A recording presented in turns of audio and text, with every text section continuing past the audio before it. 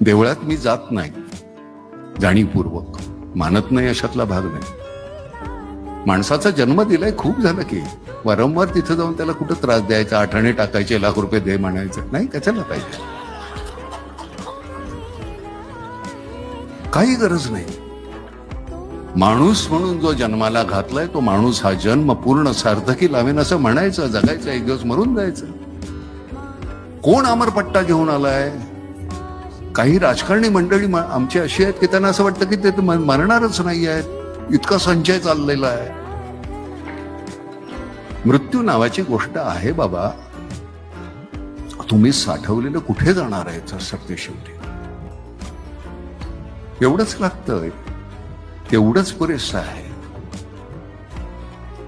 नेहमी मी म्हणतो की ओंजळीभर आपल्याला पुरतं, सांडण्या अगोदर देऊन टाका, नाही तर मातीत जाणार आहे.